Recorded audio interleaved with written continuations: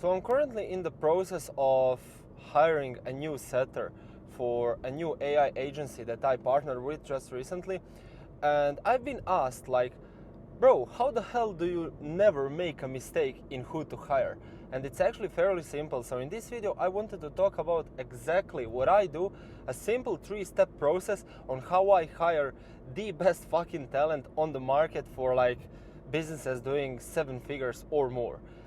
So a lot of people tend to be blinded by the experience. I'm looking for someone experienced. I'm looking for the guy that booked the most calls. I'm looking for a guy who has collected most cash, blah blah blah blah blah. And I always need to give them some sort of a reality check. Now why? First, you gotta understand that experience is nowhere near as important as being hungry and willing to learn, something that I call student's mentality. Now I'm gonna explain why. When it comes to experienced guys, there are 2 things that can occur. First, experienced guy is someone probably, in most cases, I hope, at least the cases where I've been working with them, is someone who is already working on an offer. He's been there long term, he's been printing like crazy, and he's surely not looking to replace himself, or not replace himself. He's surely not looking to just change the offer and start working somewhere new. Why would he? Completely understandable, right? Why would he just get inside new business if his current one is already fucking printing, And the second case of a guy that's experienced, but he's maybe looking for a new offer is, kind of tricky. Why? Because if you're experienced and looking for a new offer, like what happened for real? What happened with your previous one? Did you get fired? Did you maybe, I don't know, made some mistakes?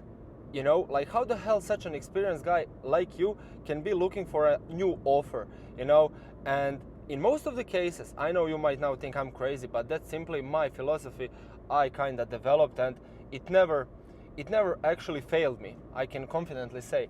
But with these experienced guys, they usually tend to think and believe that they deserve more than they are currently making. Why? Bro, I'm way more experienced than someone else who is just new. All right, but remember, it's all commission based, right? You always, like every single day, you gotta wake up with the new purpose of making more money than you've made the day before. The grind never ends as a killer setter. And that's probably the main reason why I'm always preferring someone who is maybe a bit less experienced, but with a more hunger and with something, that fire inside of him that's just pushing him to do more every single day, that makes him never satisfied. Do you get me? And when it comes to these experienced guys, like I said, they're like, yeah, I deserve to be making this, I deserve to be making that, but they don't understand that no one deserves anything. I can now say for myself, yo bro, I deserve to be making 30K a month because I've been in this sales game for 2.5 years now. I'm coming in my 3rd year.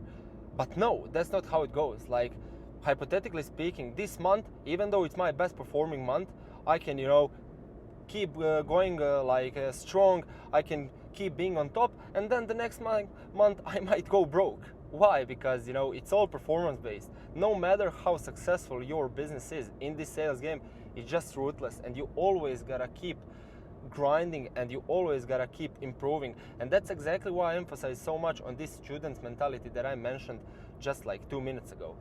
Student's mentality is an ability, I would say, where you can constantly learn and where you can successfully put your ego aside and just learn. As simple as that. A learning curve never ends. I've made thousands and thousands of pounds in investments in my life, and obviously I'm still gonna keep investing. I'm still gonna keep investing because there are always things that people know way better than I know. For example, my mentor just recently, even though the guy is printing like crazy, he's invested 12.5K in a multi-millionaire mentor who can help him get his business to the next level, to the even bigger numbers. Why? Because he's just managed to put his ego aside and learn continuously, if you get me. And that's the exact philosophy I'm trying to preach in my hiring process that contains of 3 different steps. First step is obviously an application. Pretty straightforward, you know. We all collect applications for whatever we are hiring, even if it's like a random Indian editor. We in some way collect applications because we need to see how the guy thinks. We need to see how the guy is presenting himself. That's the first stage. You know, I ask questions such as, why do you feel it would be the best role? I ask them to shoot it my way textually, you know. Then I ask them how much time per day can they fully dedicate to grinding towards this goal that me and the client previously discussed.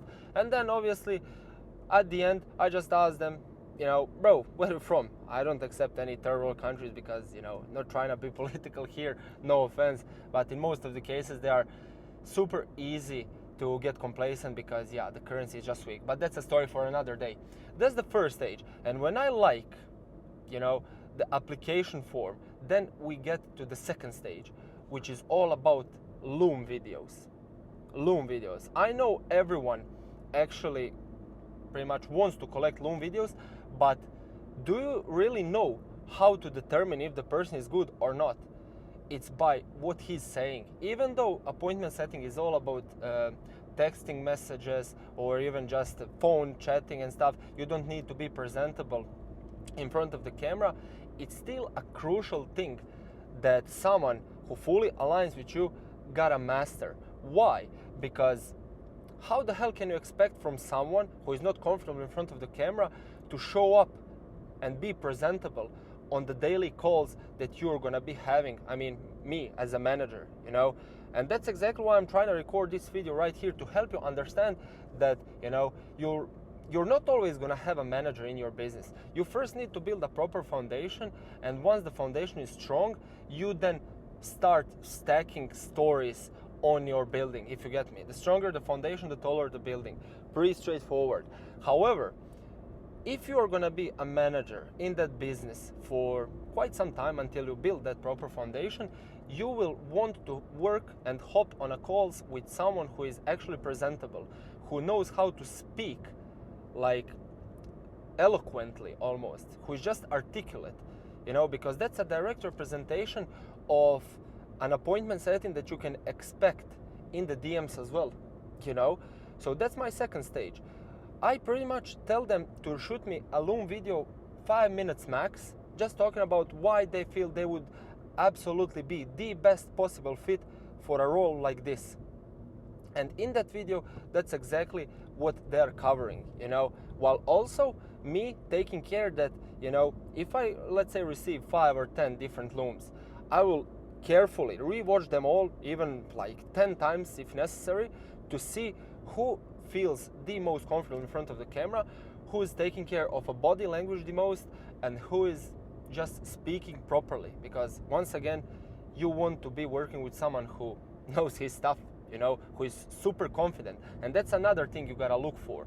But that's confidence part, and conviction, energy is something that I mostly care about in my third phase, which is one-on-one interview. Pretty classic thing, you know, standard.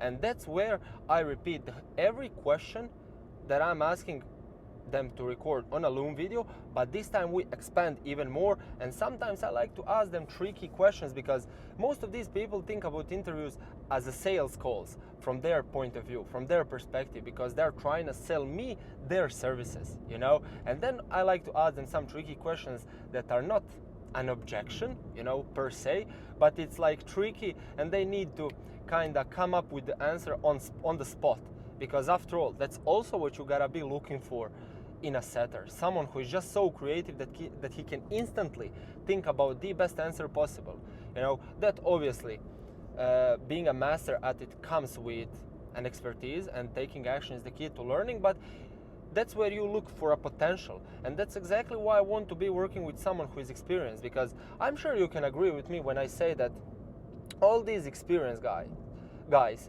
at least the majority of them, whenever you hop on an interview with them, they like to rant on and on about their previous offers, how they managed to I don't know, generate 50K for a client in their first month of doing business, you know, and that's all they care about. But no one actually talks about learning curve. They all fucking have that massive ego that kinda is, you know, if you ask me, ruining them. Because working on a long-term basis definitely requires someone who will constantly be willing to learn more, you know, who will constantly show up day in and day out.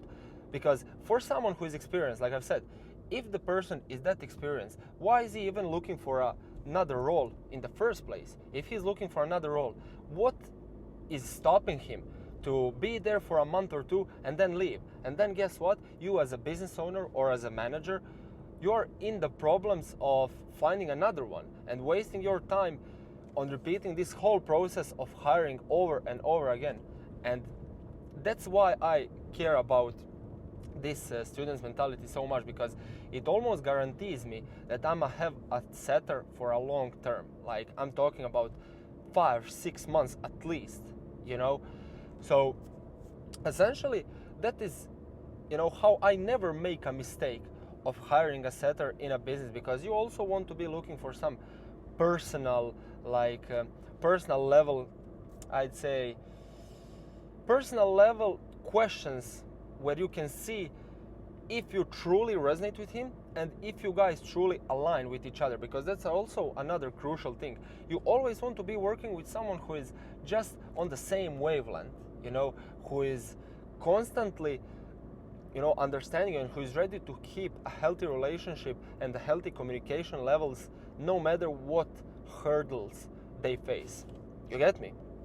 And even in the worst case scenario, which, you know, can happen, of course, them making some terrible mistake, or them, I don't know, leaving for, I wouldn't say a better offer, but maybe wanting to transition, then you get left without a setter. You don't have any problems, because when you master these few things, you can hire the best possible fit every single time.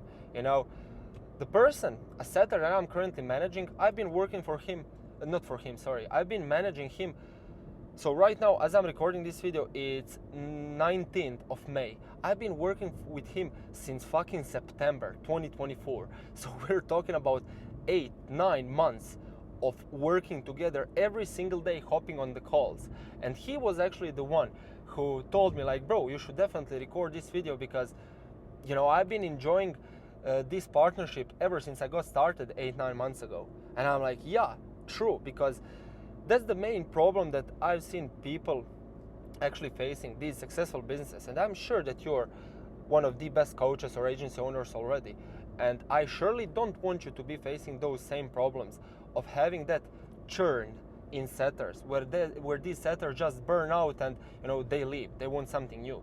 For 9 months, we've been doing the exact same thing, me and the setter that actually told me to record this video, and we're still printing. Like, just last week or 2 weeks ago, we managed to hit almost 10 grand a week, you know, and he's booking 20 calls per week, no problem. Why? Because we just enjoy each other. And that's exactly the type of qualities that you gotta be looking for if you want to sustain such a long-lasting relationship yourself. You know, you want to be working with someone who is not just a setter that you're managing, but almost as a friend, you know, because I surely consider him one of my best friends. Why? Because we're talking like every single day for hours, like since 9 months ago. That's just our routine. And even if we, hypothetically speaking, at some point stop working together, I still know that he's my friend, and I still know what is it that we both can accomplish with such an approach, you know. And when you master it, like, bro, it's inevitable for you to scale your business to fuck knows what. You know, we're talking about 7-8 figure numbers, because, you know, after all, you never want to be working with like, you never want to, I'd say, burn out and start spreading yourself too thin. You want to delegate, and is there a better way to delegate than to work on a commission basis with a killer manager and a killer setter that, you know, with my videos you can actually find for yourself. Hopefully this was helpful, and yeah, I'ma spend some quality time here in Croatian countryside, and I'll see you in the next video. Keep smashing it.